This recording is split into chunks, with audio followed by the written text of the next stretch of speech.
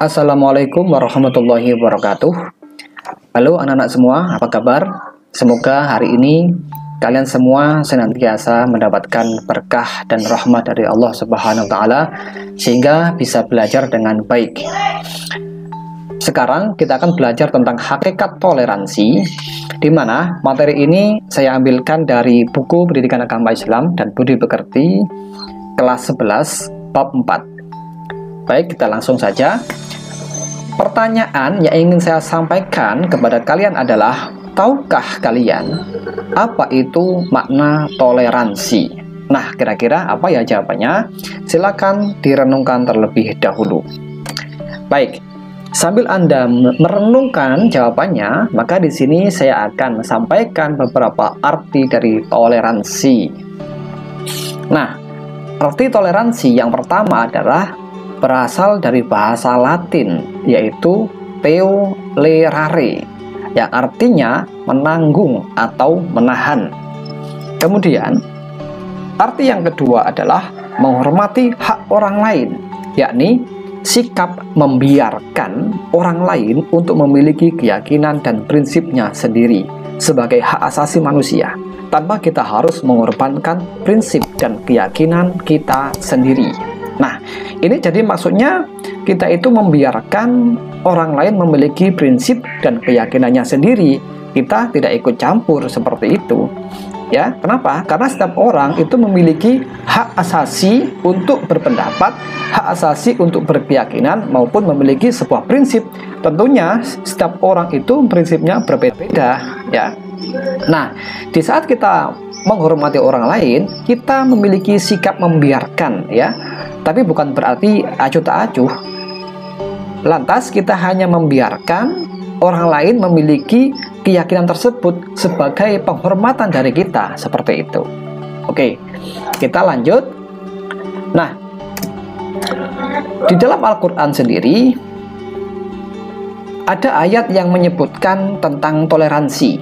Salah satunya adalah Quran surat Yunus ayat 40 sampai 41. Mari kita baca bersama-sama. A'udzubillahi minasyaitonir rajim. Bismillahirrahmanirrahim. Wa minhum man yu'minu bihi wa minhum man la yu'minu bihi. Wa rabbuka a'lamu bil mufsidin. Wa in kadzabuka fakulli 'amali wa lakum 'amalukum antum bari'una mimma a'malu wa ana bari'um mimma ta'malun. Shadaqallahul azim. Artinya adalah, di antara mereka ada orang-orang yang beriman kepada Al-Quran, dan di antaranya pula ada orang-orang yang tidak beriman kepadanya.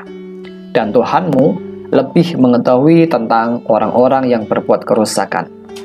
Jika mereka mendustakan kamu, wahai Muhammad, maka katakanlah, bagiku pekerjaanku dan bagimu pekerjaanmu. Kamu berlepas diri terhadap apa yang aku kerjakan, dan aku pun berlepas diri terhadap apa yang kamu kerjakan.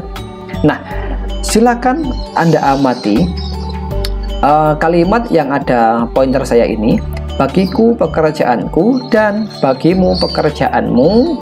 Nah, di sini adalah suatu toleransi yang amat tinggi, di mana hal tersebut pernah dilakukan oleh Nabi Muhammad SAW ketika berdakwah menyampaikan kebenaran Islam, yakni melalui ayat-ayat Al-Quran. Nah, ternyata di antara orang-orang kafir Quraisy yang diberikan dakwah Islami, ada di antaranya yang langsung beriman kepada Al-Quran, langsung memeluk agama Islam, dan ada pula yang tidak beriman kepadanya, seperti itu.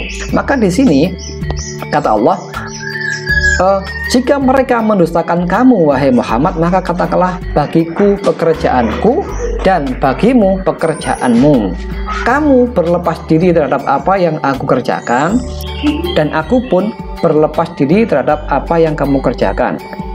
Nah, ini maksudnya adalah kita sama-sama membiarkan orang lain yang berbeda pendapat, baik itu yang menerima ajakan untuk mengimani Al-Quran ataupun yang tidak menerima ajakan.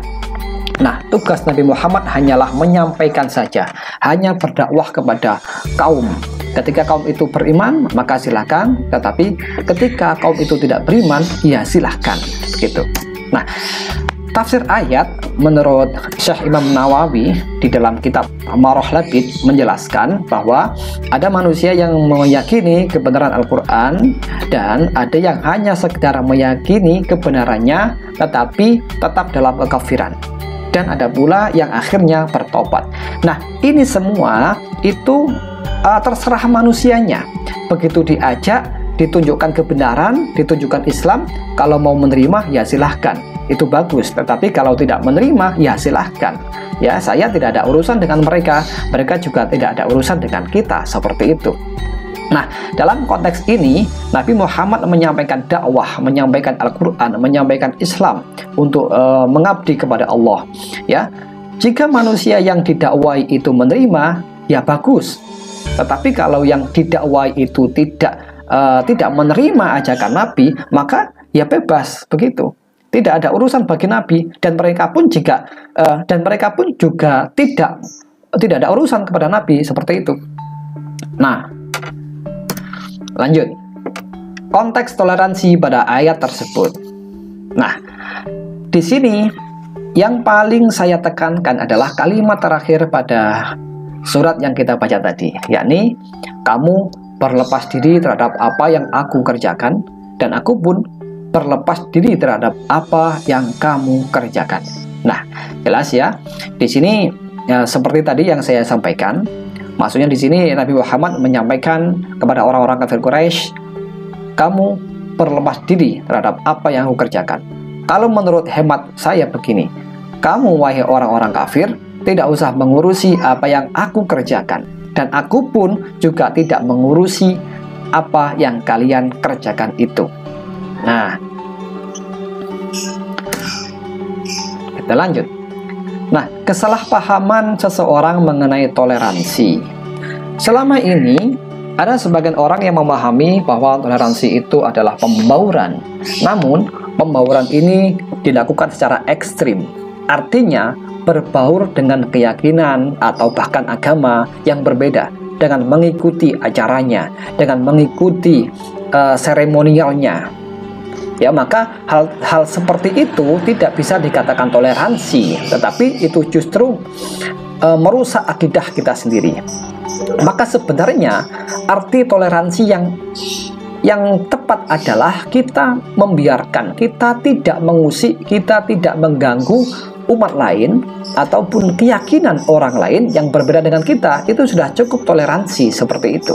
Seperti yang barusan disampaikan dalam Al-Quran tadi, bahwasanya bagimu pekerjaanmu dan bagiku pekerjaanku. Ya, aku tidak punya urusan dengan pekerjaan kalian, begitu. Aku membiarkan urusan kalian, dan kalian pun juga sama membiarkan urusan saya ini, seperti itu. Nah, di sini ada batas. Kita tidak membaur secara keyakinan, secara prinsip, tetapi kita saling menghormati. Sudah cukup. Kamu memiliki keyakinan seperti itu, ya silahkan. Saya memiliki keyakinan seperti ini, ya silahkan. Seperti itu. Selanjutnya, apabila ada seseorang yang salah mempersepsikan tentang toleransi, maka hal ini bertentangan dengan surat Al-Kafirun ayat 1 sampai ayat 6. A'udzubillahi minasyaitonirrajim. Bismillahirrahmanirrahim. Qul ya ayyuhal kafirun la a'budu ma ta'budun wa la antum 'abidun ma a'budu wa la ana 'abidun ma 'abadtum wa la antum 'abidun ma a'budu lakum dinukum waliyadin. Katakanlah wahai Muhammad, wahai orang-orang kafir, aku tidak akan menyembah apa yang kamu sembah, dan kamu bukan penyembah apa yang aku sembah. Dan aku tidak pernah menjadi penyembah apa yang kamu sembah, dan kamu tidak pernah pula menjadi penyembah apa yang aku sembah. Untukmu agamamu dan untukku agamaku. Nah, kalimat terakhir di ayat ini sangat jelas sekali. Lakum dinukum waliyadin. Tentu kita sering mendengar, ya sudah familiar sekali dengan kalimat ini. Lakum dinukum waliyadin. Bagimu agamamu dan bagiku ya agamaku. Ya, artinya apa? Kita misalkan sebagai orang Islam ini tidak memiliki urusan dengan orang lain yang berbeda agama, begitu. Meskipun dalam hati ada rasa tidak setuju, tidak sependapat dengan keyakinannya, dengan prinsipnya, ya sudah, itu biarkan. Itu keyakinan mereka, itu pilihan mereka. Yang jelas Islam sudah memberikan penjelasan mulai dari zaman nabi-nabi terdahulu sampai sekarang, menunjukkan kebenarannya. Maka kalau mereka menolak dengan kebenaran Islam, maka ya biarkan. Kita tidak ada unsur memaksa sama sekali. Maka di sini jelas, lakum dinukum waliyadin, bagimu agamamu, bagimu caramu beribadah kepada Tuhanmu, dan bagiku juga memiliki cara sendiri untuk beribadah kepada Tuhanku, seperti itu. Nah, lanjut. Batas-batas toleransi, ya, mengacu pada surat Al-Kafirun ayat 1 sampai 6. Yang pertama adalah kewajiban setiap agama itu berbeda, ya. Setiap agama menjadi tanggung jawab pemeluknya masing-masing dan memiliki bentuk ibadah dengan caranya sendiri yang dibebankan kepada pemeluknya. Yang kedua, sebatas dalam hubungan masyarakat. Nah, toleransi dalam masalah agama bukanlah toleransi dalam persoalan ibadah, bukan, ya, tetapi perwujudan sikap keberagaman atau keanekaragaman dalam pergaulan hidup terhadap orang yang berbeda agama dalam konteks hidup bermasyarakat. Ya, kita tahu bahwasanya di Indonesia ini banyak memiliki agama yang berbeda-beda, begitu. Ada Islam, Hindu, Buddha, Kristen, ya, Katolik, ya. Maka di sini dalam konteks agama kita tidak ada toleransi, ya, masing-masing memiliki keyakinannya sendiri, seperti itu. Namun dalam konteks hidup bermasyarakat, kita boleh hidup berdampingan, boleh bekerja sama, menjadi mitra bisnis dan lain sebagainya, begitu. Nah, jadi sebatas dalam hubungan masyarakat, ya, konteks toleransi itu. Lanjut. Prinsip hidup dalam toleransi yang pertama adalah prinsip plural is usual, yakni keberagaman itu hal biasa dan lumrah terjadi yang tidak perlu diperdebatkan. Nah, hal ini sudah menjadi fitrah manusia, ya, bahwasanya Allah sendiri sudah menciptakan berbagai macam bentuk manusia, yakni berbangsa-bangsa, bersuku-suku, ras budaya yang berbeda, termasuk agama yang berbeda. Maka hal ini adalah suatu kodrat alam, ya, sesuatu yang sudah diciptakan demikian oleh Allah Subhanahu wa Ta'ala. Maka hal itu adalah lumrah terjadi dan tidak perlu diperdebatkan lagi. Kedua, prinsip equal is usual, yakni kesetaraan itu biasa. Maksudnya adalah pandangan untuk mengakui semua kelompok yang ada sebagai mitra dan karenanya menjadi setara. Nah, maksudnya ini begini. Semua manusia itu setara, semua manusia itu sama, ya, di hadapan Allah Subhanahu wa Ta'ala. Semua manusia itu sama, tidak ada yang berbeda. Yang membedakan hanyalah ketakwaannya saja. Maka dalam konteks ini, seorang muslim dengan muslim lainnya sesungguhnya sering mengalami pendapat yang berbeda, memiliki prinsip yang berbeda. Contoh saja dalam mazhab 4 misalkan, sudah berbeda pendapat, begitu. Apalagi di Indonesia kita tahu sendiri ada dua organisasi besar, yakni NU dan Muhammadiyah. Kebanyakan masalah fikih furu'iyahnya juga berbeda. Nah, sebetulnya hal ini adalah suatu hal yang biasa. Kita sama-sama memiliki dalilnya sendiri-sendiri, ya. Jadi kita tetap setara. Kemudian prinsip modesty in diversity, yakni sahaja dalam keberagaman. Sikap menengah dan objektif dalam mengantarkan pada kedewasaan berpikir dan bertindak dalam merespon keberagaman. Maksudnya begini, kita hidup dalam masyarakat ini selalu menemui keanekaragaman. Kita tidak bisa menemukan sesuatu yang sama persis, gitu, ya. Contoh saja, anak kembar memiliki kemiripan, tetapi mereka berdua tetap berbeda. Dua orang yang berbeda, apalagi kalau bukan orang kembar, ya. Apalagi kalau berbeda agama, apalagi kalau berbeda ras dan suku. Tentunya hal itu berbeda satu sama lain. Maka kita harus berpikir dewasa, berpikir yang objektif, ya, supaya kita memiliki sudut pandang pemikiran yang dewasa, ya, dan bertindak untuk merespon keberagaman itu dengan cara yang bijaksana, seperti itu. Lanjut, kita membahas manfaat hidup bertoleransi. Oke, yang pertama adalah manfaatnya pasti bisa menjaga kerukunan hidup. Hidup pasti menjadi rukun dan damai apabila masyarakatnya itu saling menghormati orang lain, baik dalam urusan agama, aliran, ataupun sekedar pendapat yang berbeda, seperti itu. Manfaat yang kedua adalah menjaga persaudaraan. Rasa persaudaraan pasti muncul apabila bisa saling menghormati dan menghargai orang lain, karena saling respek dan tidak saling benci. Manfaat yang ketiga adalah mewujudkan masyarakat yang damai. Dampak yang paling bisa kita rasakan adalah hidup di masyarakat yang terasa damai, karena itu tidak ada pertentangan dan permusuhan. Nah, ketiga hal ini adalah manfaat hidup bertoleransi dengan orang lain, ya. Kemudian, sekarang apa dampaknya kalau kita tidak toleransi dengan orang lain? Oke, yang pertama adalah pasti terjadi permusuhan. Nah, ini sudah tidak asing lagi. Di mana-mana orang bermusuhan itu pasti diawali dari tidak toleransi dengan orang lain. Nah, yang kedua, hidup menjadi tidak tenang. Karena punya musuh, maka hidupnya tidak bisa menjadi tenang. Fanatisme itu adalah rasa mengunggulkan diri sendiri, pendapatnya sendiri, ataupun golongannya sendiri di atas golongan orang lain. Ya, kemudian muncullah sifat sombong. Karena fanatis bisa muncul sifat sombong. Begitu, sifat yang mengunggulkan diri sendiri dan merendahkan orang lain, atau merasa paling benar dan orang lain salah. Nah, kemudian tidak mau mendengarkan pendapat orang lain.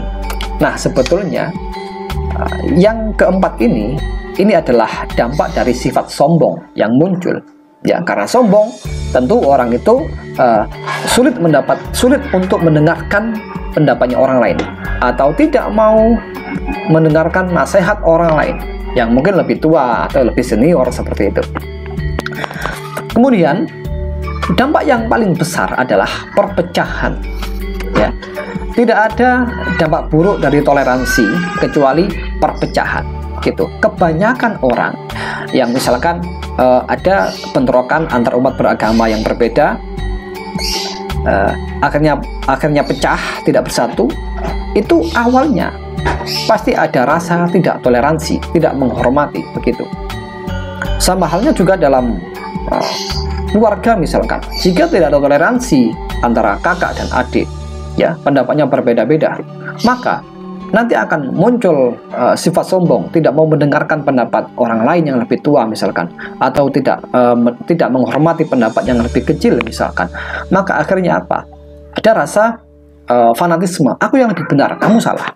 Nah, dari sini akan muncul perpecahan, ya. Benih-benih perpecahan terjadi, ya, akhirnya bisa terjadi perpecahan secara nyata, seperti itu.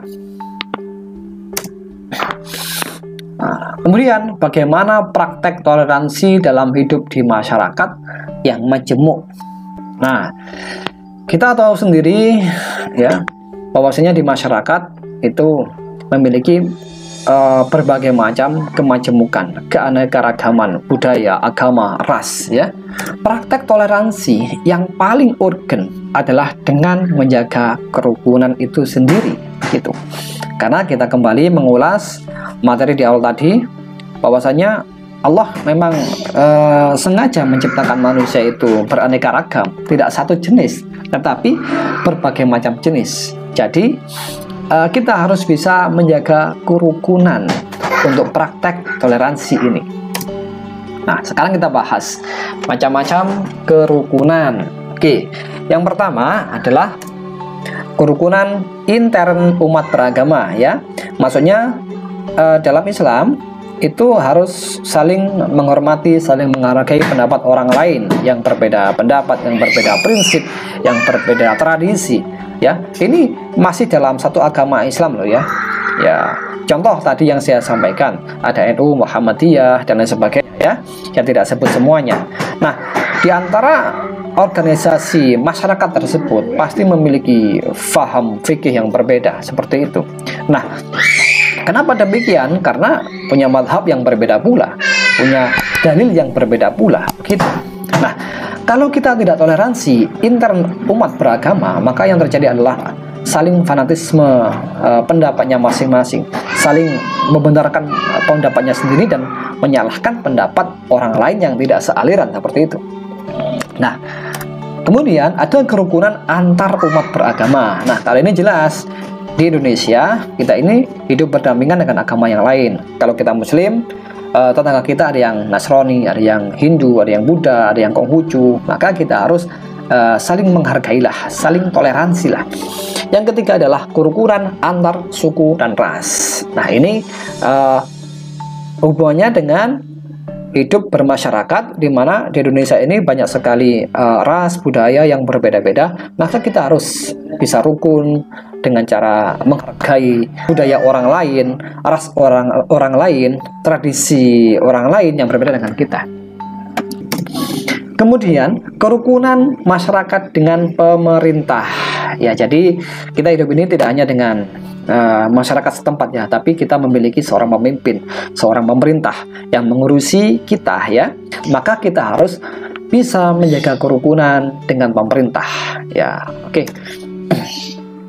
Jadi kesimpulannya adalah sudah menjadi kewajiban kita agar saling menjaga persatuan dan kesatuan umat dengan cara membuat rasa kasih sayang dan menjaga persaudaraan agar terwujud masyarakat yang rukun dan damai.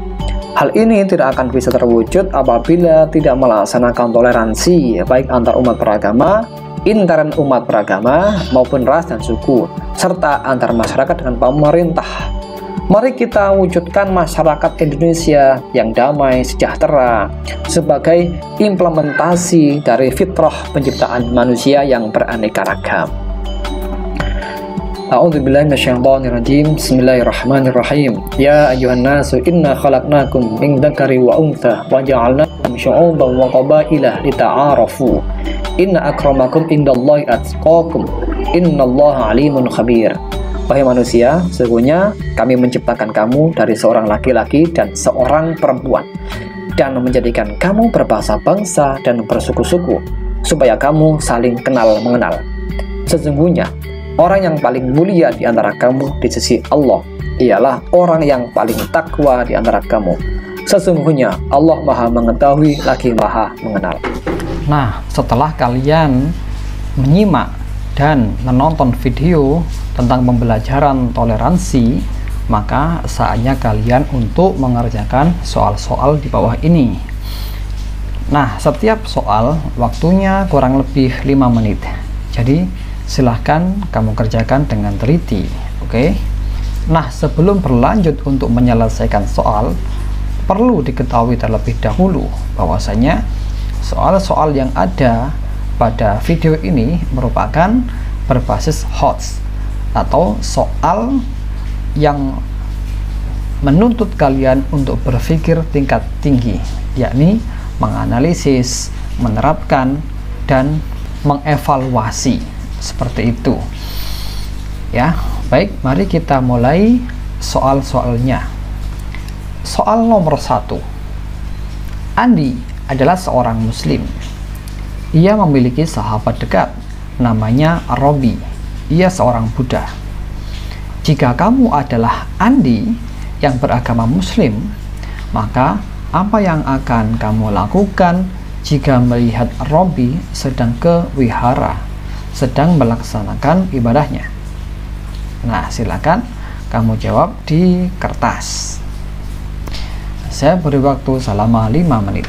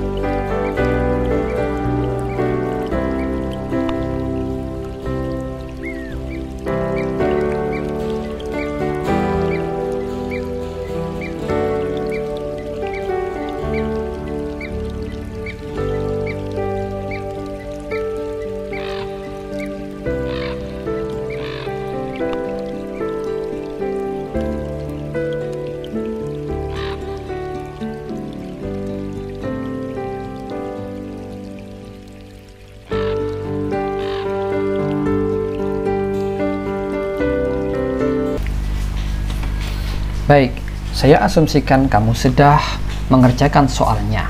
Sekarang lanjut ke soal nomor 2. Di negara Indonesia, banyak sekali ragam budaya daerah yang beraneka ragam. Sebagai anak Indonesia dan beragama Muslim, bagaimana menyikapi keanekaragaman budaya yang ada di Indonesia ini sebagai praktek dari rasa toleransi? Nah, silakan dijawab. Waktunya 5 menit.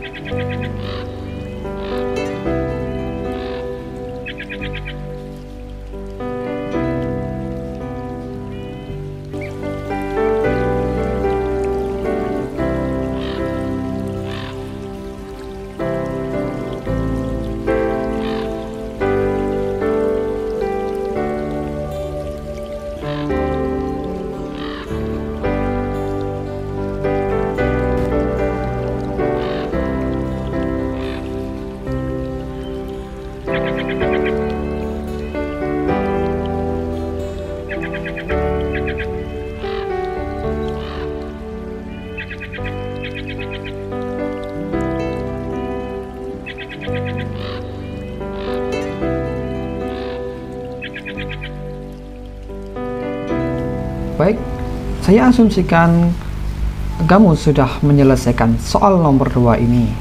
Sekarang kita berlanjut ke soal nomor 3. Makna toleransi adalah menghormati dan membiarkan orang lain sesuai keyakinan dan pendapatnya sendiri, asalkan keyakinan dan pendapatnya itu tidak merugikan diri kita. Lantas, ada teman kita yang beragama Islam. Pada saat perayaan Natal, ia datang ke gereja untuk ikut merayakannya. Pada saat ia ditanya, kenapa melakukan itu? Jawaban dia katanya sedang toleransi. Nah, pertanyaannya, benarkah yang dilakukan itu disebut toleransi? Coba kamu jelaskan. Waktunya 5 menit.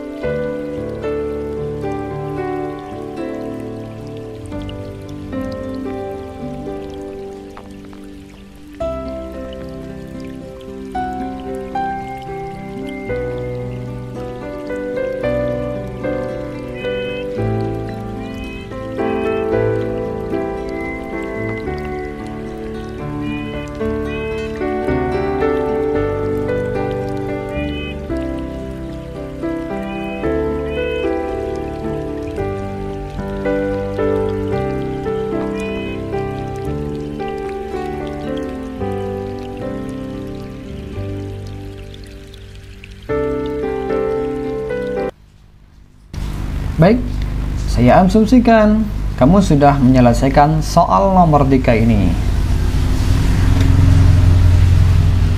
Untuk berikutnya, kita masuk ke soal nomor 4. Nah, dulu sekitar tahun 2000-an, ada seorang banser yang tentunya ia beragama Islam. Ia ditugaskan untuk menjaga gereja pada saat perayaan Natal. Kemudian ada seorang teroris yang menaruh tas isinya bom. Ia taruh di gereja tersebut. Maka dengan sigap dan cepat si banser itu mengetahuinya dan langsung tas yang berisi bom tersebut ia bawa lari untuk dibuang. Namun naas yang terjadi, bom tersebut justru meledak sebelum dibuang dan si banser tersebut meninggal dunia. Pertanyaannya adalah, apakah sikap banser tersebut dibenarkan secara syariat agama Islam? Coba kamu beri tanggapan.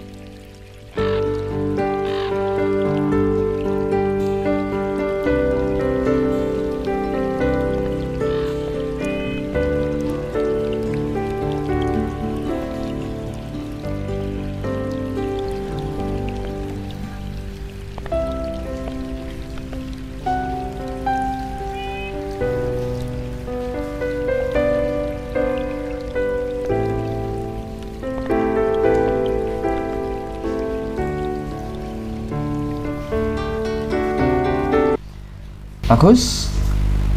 Saya asumsikan kamu sudah mengerjakan soal nomor 4 ini. Maka kita berlanjut ke soal berikutnya.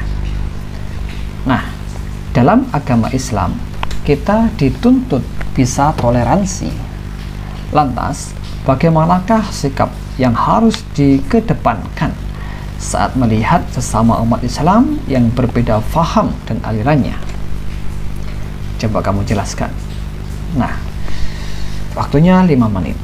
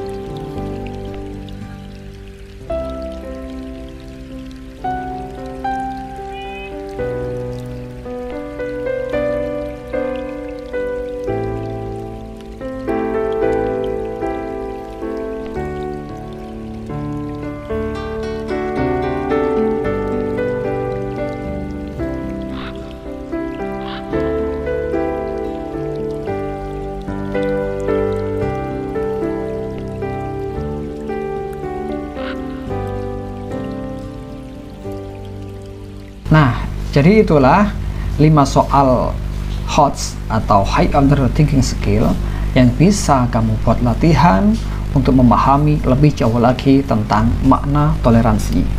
Apabila kamu kurang memahami atau kurang bisa menjawab terhadap soal-soal ini, kamu bisa mengulangi video ini dari awal. Kamu menyimak lagi bagaimana pembahasan tentang toleransi yang bisa kamu terapkan dalam kehidupan sehari-hari. Kemudian kamu berlanjut ke soal-soal ini untuk latihan. Kemudian jika kamu sudah bisa menjawab ke 5 soal ini, silakan kamu koreksikan kepada guru agama Islam yang ada di sekolahnya masing-masing. Terima kasih, itu saja dari saya. Saya akhiri, wassalamualaikum warahmatullahi wabarakatuh.